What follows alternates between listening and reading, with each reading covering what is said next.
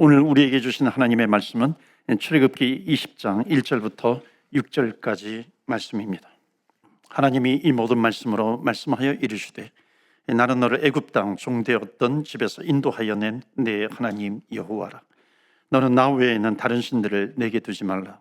너를 위하여 새긴 우상을 만들지 말고 또 위로 하늘에 있는 것이나 아래로 땅에 있는 것이나 땅 아래 물속에 있는 것에 어떤 형상도 만들지 말며 그것들에게 절하지 말며 그것들을 섬기지 말라. 나 내 하나님 여호와는 질투하는 하나님인즉 나를 미워하는 자의 죄를 갚되 아버지로부터 아들에게로 3, 4대까지 이르게 하거니와.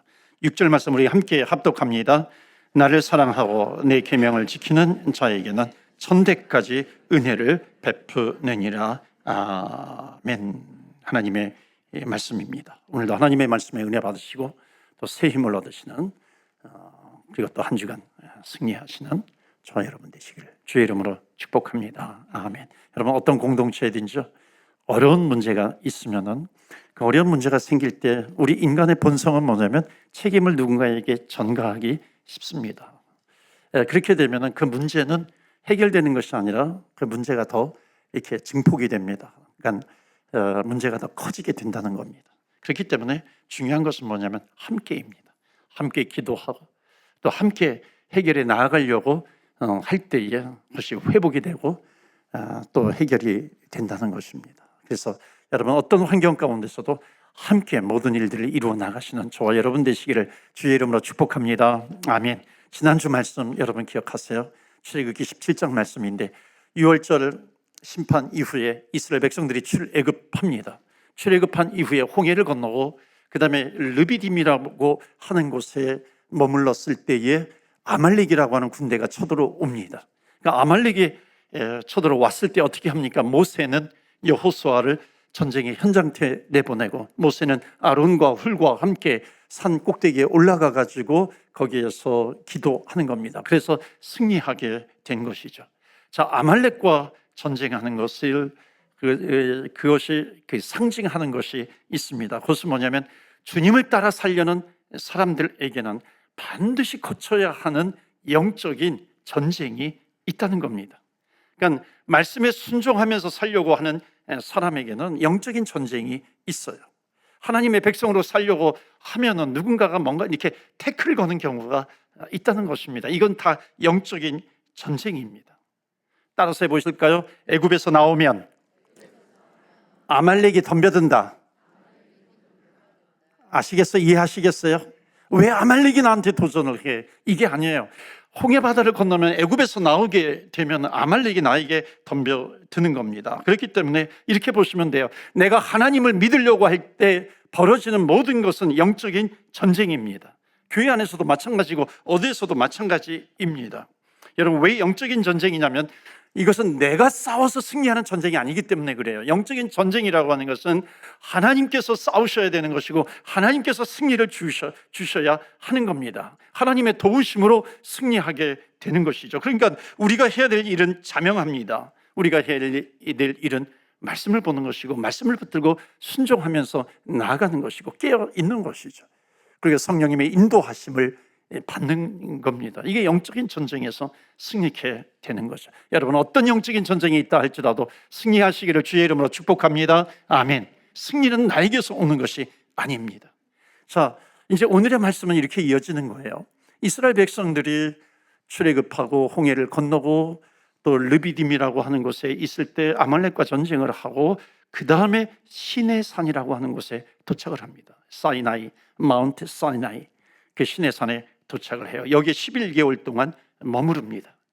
자, 이 부분을 제가 그냥 넘어갈까 한번 터치하고 넘어갈까 이제 생각을 하다가 그래도 굉장히 중요한 부분이기 때문에 조금 어려울 수도 있지만 이게 신구약 전체를 관통하는 거기 때문에 너무나도 중요합니다. 자, 시내산에 도착하는데 하나님과 그 하나님의 백성 이스라엘 백성들 사이에 시내산 언약 또는 시내산 계약, 오늘 첫 번째 메시지인데요. 시내산 언약, 시내산 계약이라고 하는 것을 맺습니다. 한번 보시겠어요? 출애굽기 19장 5절입니다. 세계가 다 내게 속하였나니 너희가 내 말을 잘 듣고 내 언약을 지키면, 너희가 내 말을 잘 듣고 언약을 지키면 내 백성이 될 것이야. 내 소유가 될 것이다라고 하는 겁니다. 그 다음 절은 뭐냐면 너희들이 제사장 나라가 될 것이다, 거룩한 백성이 될 것이다, 이것을 이야기합니다. 야, 제사장 나라가 돼요? 거룩한 백성이 돼요? 어려운 말이지만 다르게 바꾸면 뭐냐면 너희들 쓰임 받는다는 거예요. 쓰임 받는 백성이 된다는 것이죠. 자, 그런데 이 모세와 하나님과 모세, 이 이스라엘 백성들 사이에 맺은 언약은 보세요, 조건적인 겁니다. 그렇죠? 너희가 내 말을 들으면이에요, 내 언약을 지키면이라고 하는 조건적인 언약입니다. 자, 그런데 이것을 아브라함의 언약과 비교해야 돼요. 아브라함은 모세 때보다도 수백 년 전에 사람이에요. 하나님께서 모세를 부르신 것처럼 그 전에 수백 년 전에 하나님께서 아브라함을 부르십니다. 아브라함을 부르시면서 너는 복이 될 거야, 너는 복의 근원이 될 거야, 너는 복덩어리가 될 것이다. 이건 무조건적인 언약을 주시는 겁니다. 그러니까 모세는 조건적인 언약, 아브라함은 무조건적인 언약을 주시는 겁니다. 그러니까 아브라함을 부르시면서 이렇게 한 거죠. 그러니까 모세 시대에 무조건적인 그 아브라함의 무조건적인 이 언약이 모세 시대에 오면서 조건적인 언약으로 바뀌는 거예요. 너희가 내 말을 듣고 잘 지키면 거룩한 백성이 될 거다라고 하는 겁니다. 자, 이 언약의 차이점이 너무너무 중요하다는 거예요. 이 언약의 차이점을 알아야 되는 것이고, 이게 어떤 연결성이 있는 것인가라고 하는 것을 아는 것과 모르는 것에 큰 차이가 있어요. 여러분, 이건 설교 시간에 하기가 좀 어려울 수도 있지만은 우리 주일 설교는 계속해서 반복이 됩니다. 혹시 오늘 처음 오시거나 그러셔서 이게 잘 모르겠어요 하시는 분들이 계실 수도 있어요. 그런데 반복을 하다 보면은 어느덧 이해가 됩니다. 여러분, 이것은 구원이라고 하는 것, 구원을 상징합니다. 그러니까 여기에서 아브라함의 언약은 무조건적인 언약인데 이 언약이 모세의 언약으로 대치되는 게 아니에요. 모세의 언약이 아브라함의 언약으로 언약을 대신해서 대치되는 것, 바뀌는 것이 아니라 아브라함의 수백 년 전에 아브라함의 언약이 모세의 언약의 기초가 되는 겁니다. 베이스가 되는 거예요. 그러니까 아브라함에게 주신 언약은 뭐냐면 무조건적인 언약, 너희는 하나님의 은혜로 구원받는다라고 하는 것이고요. 그러면은 모세에게 주신 언약은 뭐냐면은 너희들 선택을 받았어. 그러니까 선택받은 민족, 선택받은 백성에게 주시는 사명에 대한 언약을 이야기하고 있습니다. 그러니까 이건 뭐냐면 너희들이 구원받았느냐? 하나님의 무조건적인 언약을 통해서, 은혜를 통해서 구원받았느냐? 그렇다면 구원받은 하나님의 백성의 모습을 보여달라는 것입니다. 너희들이 언약을 얻은 백성이야, 그 모습을 보여달라는 겁니다. 이게 제일 중요한 부분이에요. 지금 구약의 말씀을 로마서 말씀 이후에 오고 있잖아요. 그러니까 로마서 말씀도 그렇고 이 말씀도 그렇고 거의 일맥상통합니다. 자, 신약 성경 보시겠어요? 에베소서 2장 8절 9절 10절입니다. 2장 8절에 보면 너희가 그 은혜에 의하여 믿음으로 말미암아 구원을 받았으니, 이것은 너희에게서 난 것이 아니에요. 너희에게서 난 것이 아니에요. 사람의 노력으로 난 것이 아니라 하나님의 은혜예요. 하나님의 선물이다 하는 것을 말씀하고 있습니다. 그런데 이게 끝이 아니에요. 에베소서 2장 9절 넘어가고 10절을 보여주시면은 우리가 그 만드신 바라 그리스도 예수 안에서 무엇을 위하여? 선한 일을 위하여 지으심을 받은 자다라고 하는 겁니다. 자, 여러분에게 중요한 질문 두 가지를 던질게요. 잘 한번 생각하시고 대답해 보세요. 내가 은혜로 구원을 받았어요. 무조건적인 하나님께서 베풀어 주신 은혜로 구원을 받았어요. 그 다음에 선한 일을 위한 사명을 우리에게 주십니다. 자, 내가 선한 사명, 선한 일, 이 사명을 감당하지 못하면 구원을 빼앗깁니까? 빼앗기지 않습니까? 대답해 보세요. 빼앗기지. 이렇게 자신 없게 대답하세요. 빼앗기지 않습니다. 왜냐하면 구원이라고 하는 것은 조건이 아니에요. 조건이 아니라 은혜로 얻었기 때문에 그렇습니다. 자, 두 번째 질문. 그런데 만약에 하나님의 은혜로 구원받았는데 선한 일, 사명을 주셨는데 내가 사명을 감당하지 못하면 어떻게 되나요? 사명을 주시지 않으면, 사명을 감당하지 못하게 되면은 하나님께서 원하시는 것을 행하지 않으면 하나님께서 뭐라고 하시냐면 내가 다른 사람을 써야 되겠다. 즉 사명이라고 하는 것을 다른 사람에게 옮기신다는 겁니다. 구약 성경에도 보면 교회 촛대를 옮기시는 그런 내용이 나오기도 하죠. 그러니까 사명에 대해서는 우리가 책임이 있다는 겁니다. 그러니까 구원은 하나님의 은혜로, 그 사명의 책임은 구원받은 우리에게 있는 것이죠. 그러니까 아브라함에게 주신 그 무조건적인 언약은 은혜로 구원받는 것을 상징한다면 모세에게 주신 계명은 그리스도인의 책임을 통해서 선한 일을 하라고, 사명을 감당하라고 주신 겁니다. 자, 이 선한 일, 사명을 감당하게 되면 하나님의 평가가 뭐예요? 제사장 나라가 돼, 거룩한 백성이 된다. 이것은 너희들 쓰임받게 된다는 것을 말씀하고 있습니다. 여기까지 알아야, 여기까지 가야 그리스도인의 맛이 있고 그리스도인의 멋이 있는 겁니다. 내가 하나님의 무조건적인 은혜로 내가 구원받았어요, 여기까지만이면 그리스도인이에요. 그런데 주님께서 주신 선한 일, 사명, 이것을 감당하게 되면 그리스도인의 맛과 멋까지 가는 겁니다. 여러분, 멋있는 그리스도인이 되시기를 주의 이름으로 축원합니다. 아멘. 그럼 멋있는 그리스도인이 되기 위해서는 어떻게 돼요? 하나님의 말씀을 붙들어야 되죠. 하나님의 말씀을 듣고 하나님께서 나에게 주신 사명이 있는데 그 사명을 감당하는 백성이 되어야 됩니다. 그러기 위해서는 어떻게 돼요? 구원받은 하나님의 백성들에게는 성령을 주셨는데 성령의 인도함을 받는 것이죠. 성령을 따라가는 겁니다. 이게 성경에 처음부터 끝까지 관통하고 있는 구원에 대한 복된 소식이기도 하고 사명에 대한 말씀입니다. 자, 그렇다면 오늘 출애굽기 20장에는 십계명이 나옵니다. 하나님께서 왜 십계명을 주셨는가? 십계명을 주신 목적이 뭐예요? 이제부터 너희들은 하나님의 언약을 지킴으로 말미암아 하나님의 백성답게 사명을 감당하면서 살아라라고 하는 겁니다. 그래서 십계명이라고 하는 율법을 주신 거예요. 우리는 율법의 목적을 이미 배웠습니다. 로마서를 통해서 배웠죠. 십계명의 목적은 사명 감당입니다. 여러분, 우리가 배운 것은 뭐냐면 율법은 오늘 두 가지가 나가는데 첫 번째는 뭐냐면 죄를 깨닫게 하는 거예요. 십계명의 목적 마찬가지이죠. 계명, 율법, 죄를 깨닫게 하는 겁니다. 율법을 주신 목적이죠.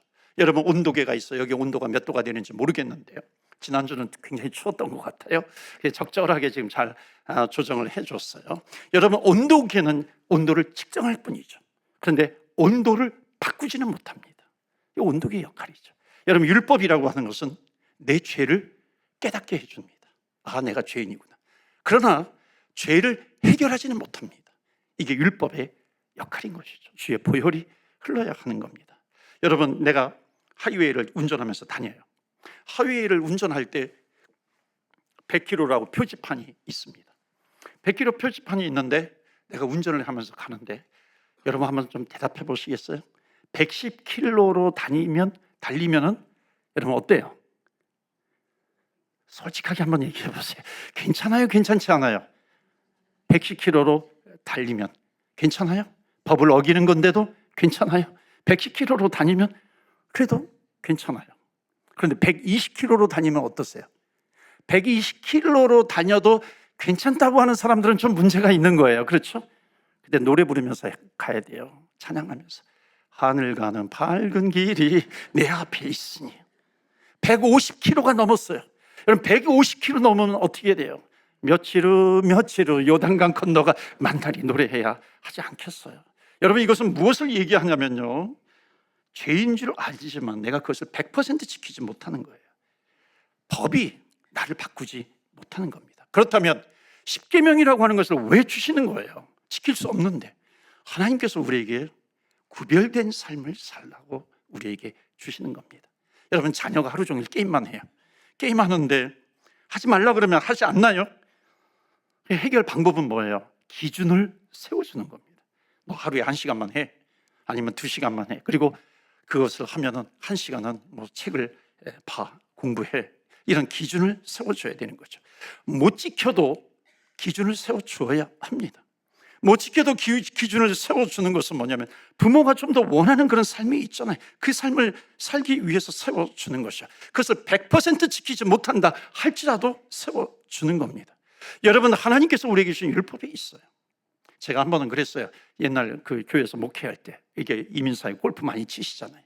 여러분, 골프 나가시는 분들은 골프 한번 치시면 새벽기도 한번 나오세요. 나름대로 기준을 정해줬어요. 두 번 골프를 치면 2번 새벽기도에 나오세요. 나름대로 우리 기준을 했는데 지키시는 분도 있고 지키지 않는 분도 있습니다. 여러분, 하나님이 주신 율법이 있어요. 100% 온전히 지키지 못한다 하더라도, 하나님처럼 온전히 지키지 못해도 하나님께서 우리에게 너 거룩한 삶을 살라라고 하시는 그런 기대감이 있어요. 그 기대감이 있기 때문에 우리에게 말씀을 주신 것이고 계명을 주신 것이고 그것을 지켜야 하는 겁니다. 목적이죠. 그래서 십계명을 주신 것은 뭐냐면 이스라엘 백성들이 출애굽합니다. 시내 산에 머물면서 하나님께서 십계명을 주십니다. 이것은 뭐야? 백성답게 살아가라라고 하는 겁니다. 두 가지 주제예요. 하나는 뭐냐면 하나님 사랑입니다. 그리고 이웃 사랑. 그러니까 너희들은 구원받은 하나님의 백성이라면 이제 하나님께서 사명을 주시는데 그 사명이 뭐냐면 하나님 사랑에 대한 사명이에요. 두 번째는 이웃 사랑에 대한 사명입니다. 그래서 오늘 말씀을 보시면 오늘 본문의 말씀은 뭐냐면 3절에 나 외에 다른 신을 두지 말라, 우상을 만들지 말라, 그것에 절하지 말라, 나를 사랑하고 계명을 지키는 자에게 천대까지 은혜를 베푸시느니라. 6절까지 본문의 말씀입니다. 자, 여러분, 이것은 하나님의 사랑에 대한 건데 하나님 사랑에 대한 법들이 많이 있어요. 그런데 오늘 여러분과 나누고 싶은 거 한 가지만 좀 나누도록 하겠습니다. 그것은 뭐냐면 십계명의 20장이 나오잖아요. 출애굽기 21장, 22장, 23장, 24장까지가 뭐냐면 10가지 출애굽기 10가지 십계명에 대한 설명이에요. 그 에덴, 이것을 더 디테일하게 하나님 사랑과 이웃 사랑으로 나눠지는 이 십계명을 더욱 구체적으로 표현해 주고 있는 것이 그 다음에 계속해서 이어지는 성경입니다. 그 가운데 하나님 사랑의 아주 대표적인 것 오늘 한 가지만 좀 나누려고 합니다. 그것이 뭐냐면 제단법입니다. 자, 출애굽기 20장 23절 말씀은 너희는 나를 비교서 은으로나 금으로나 너희를 위하여 신상을 만들지 말고, 그러니까 십계명에 우상을 만들지 말라는 거 오늘 본문의 말씀과 똑같은 건데 이게 뭐와 관련이 있냐면 예배와 관련이 있는 겁니다. 그러니까 예배를 통해서 하나님을 사랑하는 법을 하나님께서 이미 주신 겁니다. 그래서 24절 말씀 보시면 도단을 쌓고 내게 도단을 쌓고 그 위에 내 양과 소로 내 번제와 화목제를 드리라. 내가 내 이름을 기념하게 하는 모든 곳에서 내게 임하여 복을 주리라. 우상을 만들지 말라. 화목제와 번제를 드리라. 오늘날 말로 하면은 예배를 드리라라고 하는 겁니다. 즉 하나님 사랑은 무엇을 통해서 나타나냐면 예배를 통해서 나타나는 겁니다. 그러니까 내가 하나님을 사랑한다면서 예배를 드리지 않아요? 결국 하나님을 사랑하는 것이 아니라는 겁니다. 여러분, 우리 예수 믿는 사람들은 정말 관심 가져야 될 것이 있어요. 그럼 돈 잘 버는 사람은 길거리에 가다가도 이렇게 저건 돈이 되겠다, 이게 막 이렇게 보인대요. 야, 저거 가지고 비즈니스 하면 돈이 되겠다라고 하는 것이 막 보인다고 그러더라고요. 이렇게 소매치기 아시죠? 소매치기 남의 주머니에 있는 것을 훔치는 소매치기는 이렇게 그 사람들 주머니에다가 이렇게 손을 갖다 대면 돈이 있으면 손이 찌릿찌릿찌릿 한다 그래요. 여기 이 주머니에 돈이 많구나. 그래서 이렇게 소매치기 한다고 그러더라고요. 믿거나 말거나. 여러분, 하나님의 백성들은 무엇에 관심이 있어야 될까요? 구원받은 주의 백성들은 무엇에 관심이 있어요? 내가 어떻게 하면은 하나님의 복을 받을 수 있는 것인가? 여러분, 여기에 관심이 있어야 되지 않겠어요?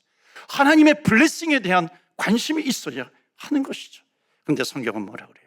예배하는 자에게 복을 주신다 그럽니다. 왜? 하나님 사랑하는 모습이 무엇을 통해서 나타나는가?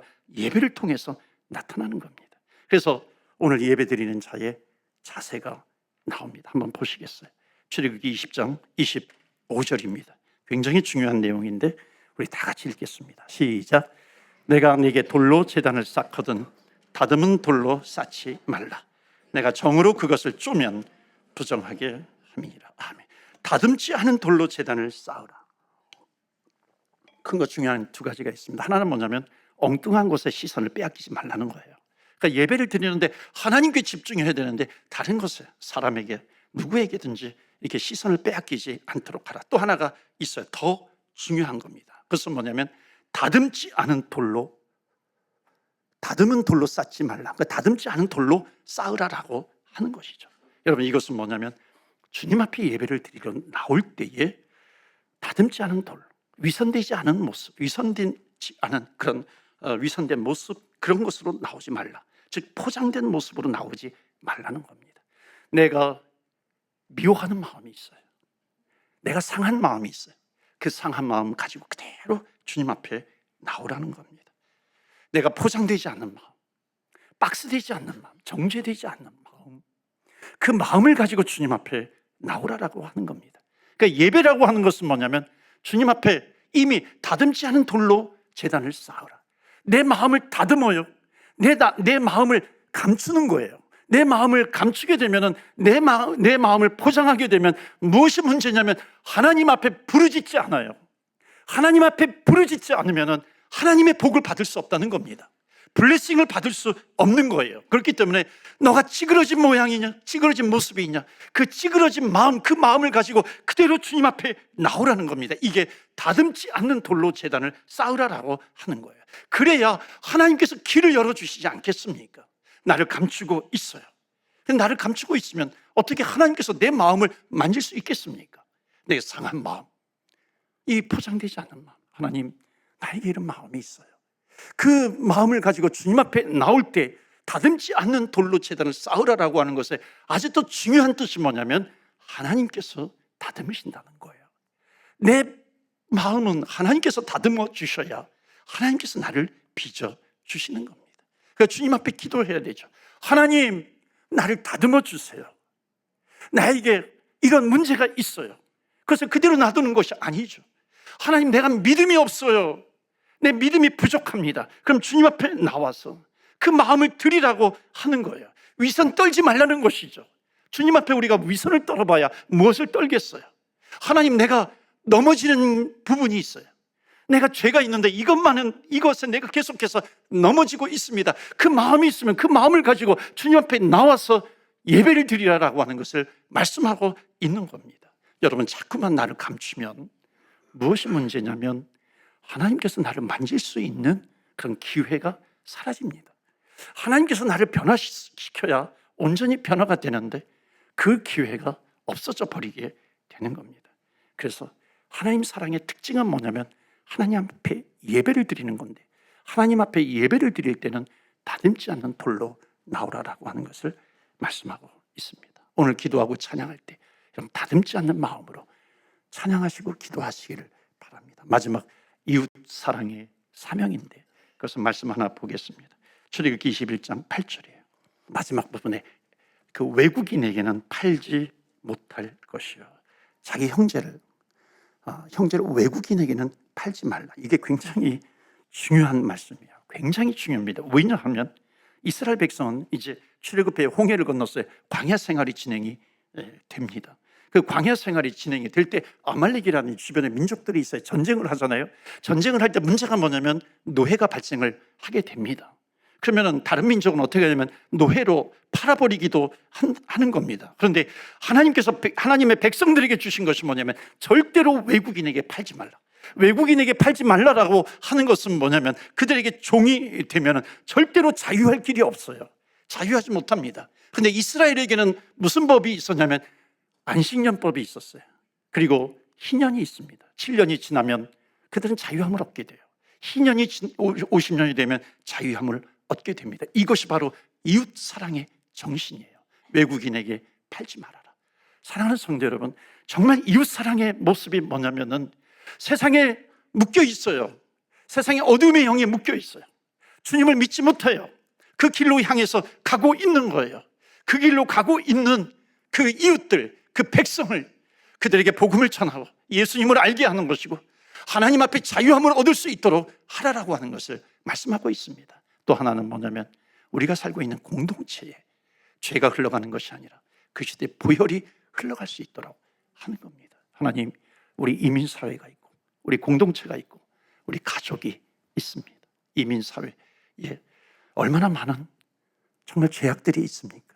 하나님, 그것이 다 물러가게 하여 주시고 그 시대에 보혈이 강같이 흐르게 하여 주시옵소서. 주의 보혈이 강같이 흐를 때 거룩한 문화가 생겨납니다. 이것이 이웃 사랑이에요. 사랑하는 성도 여러분, 하나님 사랑과 이웃 사랑, 구원받은 주의 백성들에게는 하나님께서 사명을 주셨어요. 하나님 사랑의 사명, 이웃 사랑의 사명입니다. 이 사명을 끝까지 감당하시는 저와 여러분 되시기를 주의 이름으로 축원합니다. 아멘. 주님은 우리에게 구원을 베풀어 주셨어요. 이 시간에 우리에게 사명을 주십니다. 그 사명은 하나님의 사랑으로 우리가 구원받았으니 하나님 사랑하게 해주세요. 하나님 사랑은 주님 앞에 예배를 드리는데 포장되지 않은 마음이에요. 박스 처리되지 않는 그 마음을 가지고 주님 앞에 나옵니다. 오늘 주님 앞에 내려놓지 않겠어요? 하나님, 나에게 이런 마음이 있어요. 상한 마음이 있어요. 불안한 마음이 있어요. 두려워하는 마음이 있어요. 하나님, 어떻게 해야 할지 모르겠어요. 해결되지 못해요. 하나님, 그것을 붙들고 있는 것 있지 않습니까? 나를 억누르고 있는 영이 있어요. 여러분, 이 시간에 그것을 주님 앞에 고백하는 거예요. 주님 앞에 내려놓는 겁니다. 하나님, 도와주세요. 하나님, 만져주세요. 주님께서 우리의 마음을 회복시켜 주시고 치료해 주시는 겁니다. 오늘 그런 역사가 있기를 원합니다. 우리 다 같이 주여, 주의 이름 부르며 기도하며 나아갑니다. 주여.